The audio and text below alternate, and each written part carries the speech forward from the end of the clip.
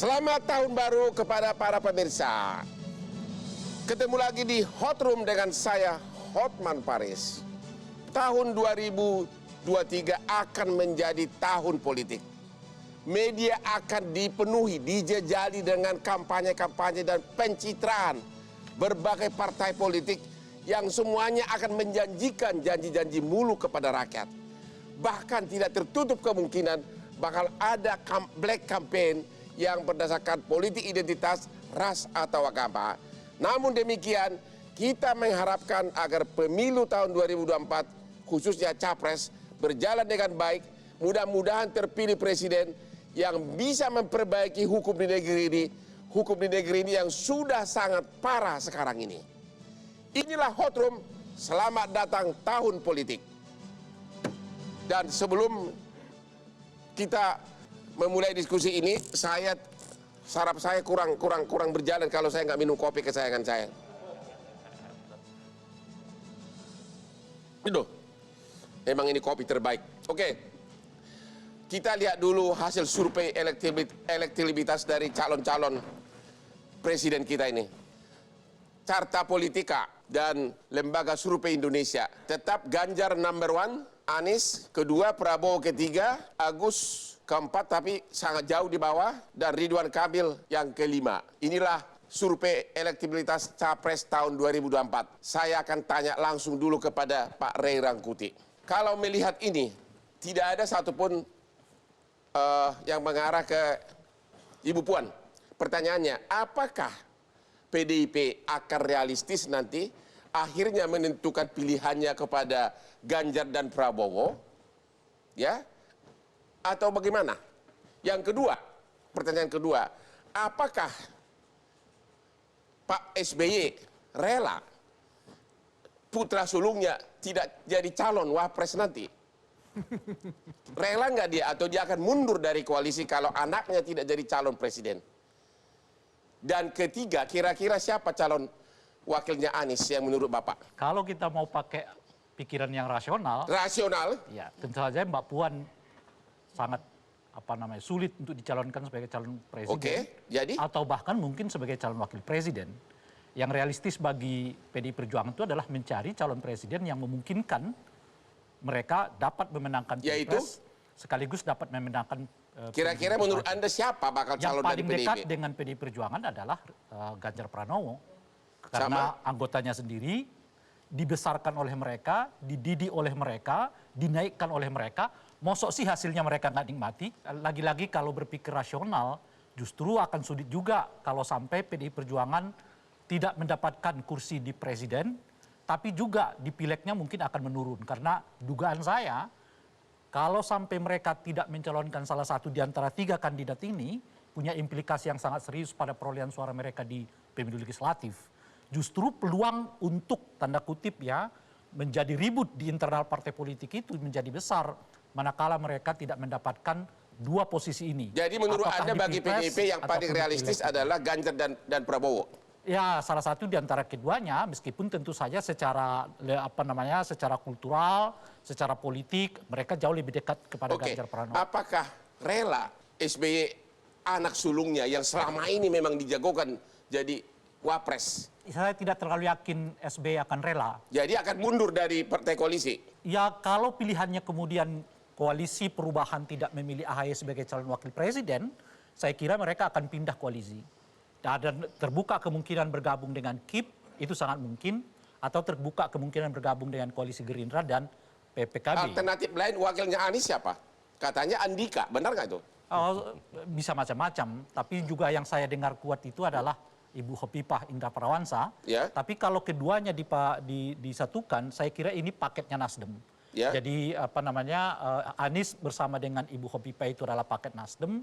Artinya 2 partai yang lain, dalam hal ini Demokrat dan PKS, benar-benar tidak mendapatkan satu posisi baik di Pilpres, baik di Capres maupun di Capres. Karena tanpa PKS dan partai satu lagi, Nasdem nggak bisa kan? Saya tidak terlalu yakin PKS akan kemana-mana juga. Ya. Ini yang dibaca oleh Demokrat menurut saya. Sebab PKS ini sudah semacam ngikut kepada Anies Baswedan. Jadi Anies Baswedan kemana, dia akan ke sana gitu.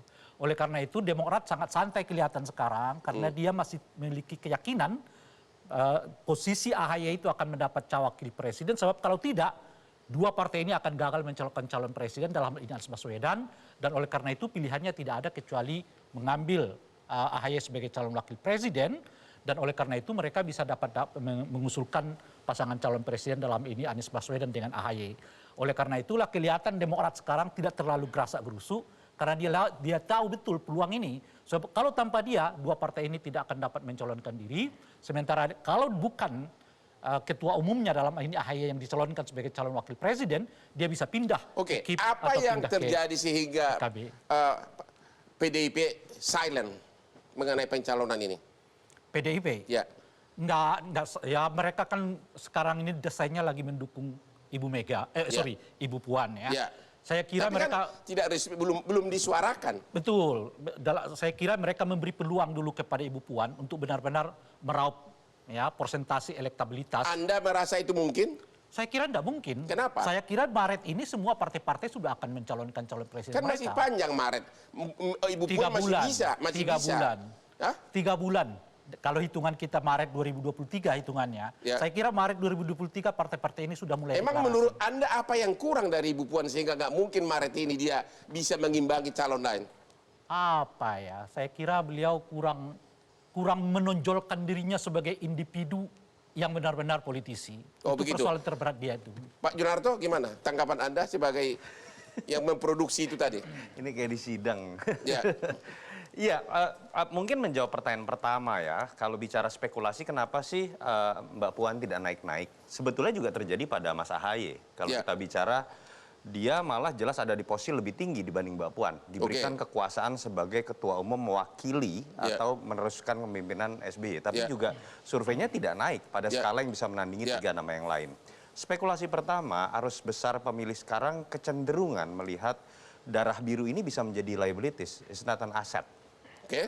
Artinya memang darah biru ini punya beban lebih besar ketika berbicara didominasi oleh pemilih muda, kecenderungan lebih melihat kepemimpinan itu harusnya bottom up. Itu yang menurut saya menyebabkan... Jadi Anda merasa bahwa bukan malah modal, bukan untuk mensukseskan, malah jadi lagi. beban? Dulu adalah aset, sekarang dia menjadi liabilities. Jadi beban? Ya, yang kedua, kurs Mbak Puan, suka atau tidak harus diakui ada faktor sosiologis di sebagian masyarakat kita belum bisa menerima perempuan untuk menjadi terutama RI 1.